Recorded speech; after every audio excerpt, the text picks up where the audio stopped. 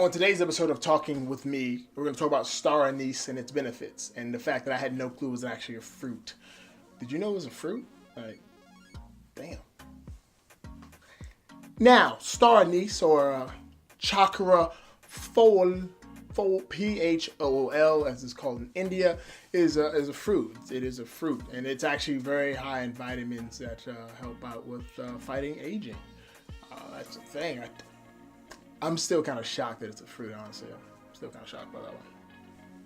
Oh, but yeah, so vitamins A and C, they help fight off the aging process and whatnot. Help your skin look a little younger, a little fuller, a lot less crappy. And also, like, if you drink it in a tea form, it helps, heal up what you got going on, any issues and stuff. Helps fight that stuff. It's just a really good thing to have this fruit. Like, look, it comes from a plant, right? Made in like a plant or a tree that's grown like in the Far East, and it's like these little star-shaped things, and they sun dry it, and once it's sun dried, it becomes like this little cute little star thing, and then you can use it for like tea or for food consumption and stuff. It's a fruit though. All right, so we talk about it in tea, and you can eat it and stuff like that. Now, it also does a great job of like fighting flu and stuff, flu and the cough and the cold if you take it as a tea. Now, I like to add it. Well, okay, if you've never had it before, it has like this really nice licorice taste to it. You all right, buddy? What's this? Hold up. Here we go. It has like a really nice licorice taste to it, and it just like they use it in chai tea a lot. So if you do like chai tea, it's actually a really good additive. But yeah, if you take it in tea form, you can just stir it up. Not stir it up, but boil it up and steam it up like you would do any other tea. And allow it just to fumigate and conjugate in there, and then you take and you sip it. Really good at that. Also, you heard this from me.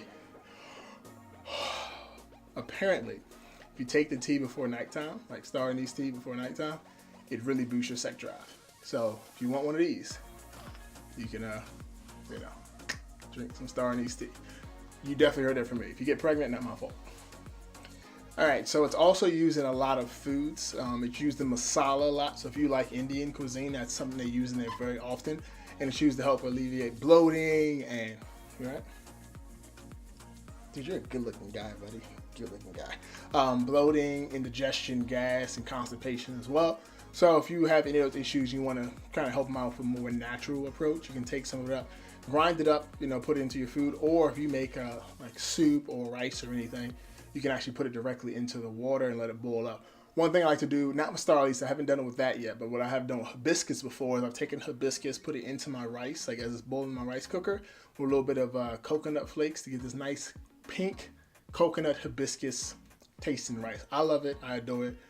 Chris thinks it's okay. She doesn't really do like stuff like that, but I love it. So you can try that with some Star Anise and let me know what you think. Again, if you get pregnant, not my fault. So another thing about this stuff is it actually fights off bacteria very well. So it's often used in natural mouthwashes and toothpaste for that, like for just that reason, to get rid of the bacteria and stuff you have in your mouth. Because we talked about this a while ago, that if you have bacteria and stuff in your mouth, what will happen is it can start causing issues to the rest of your body. Your mouth is a really good indicator, or it's a sensitive area. So if you have something going on in your mouth, your whole body can feel it. I told you all a long time ago about my impacted wisdom tooth I get yanked out. I think it was like 2 years ago. And how my whole body, I felt it in my entire body. So it's really good in mouthwash and stuff. I don't use it in my mouthwash and my toothpaste because I mostly drink it as a tea form.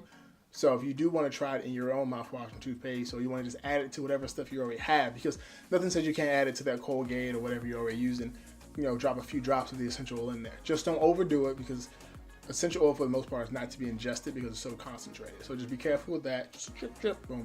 Again, get pregnant, not my fault. All right, so the last one that I found out, and I thought this was quite interesting, is that if you consume enough Star Anise, like in your regular diet, it actually helps fight off mosquitoes. So when it comes to most bug repellents and stuff, you want to have it on top of your skin to fight off the bugs and mosquitoes and stuff like that. But apparently, if you eat enough of this stuff, it'll secrete through your skin, keeping and warding away the mosquitoes. So I'm thinking of it more like garlic. The way if you eat a lot of garlic, it keeps away vampires. Same thing with mosquitoes, because they're both bloodsuckers. They don't like the smell or the aroma of Star Anise, and apparently it'll do a great job of actually helping you out. So give it a shot. Give it a shot. I, again, haven't tried it, but I do eat a lot of Star Anise, or I have it in a lot of my teas. but I never consciously thought about it that way. So that's one of those things right here that you got to give it a shot, see how it goes. I don't recommend just walking outside without bug repellent, but if you add Star Anise to your drinks and to your food, you may become a natural bug repellent. And who knows, you may actually ward away bugaboos and skink holes. Yeah. Oh, so subscribe to my YouTube channel. Follow me on the gram, Twitter, Facebook, whatnot, Netter Gold. I'm there. Come love me. Yes, you do. What's up? You good?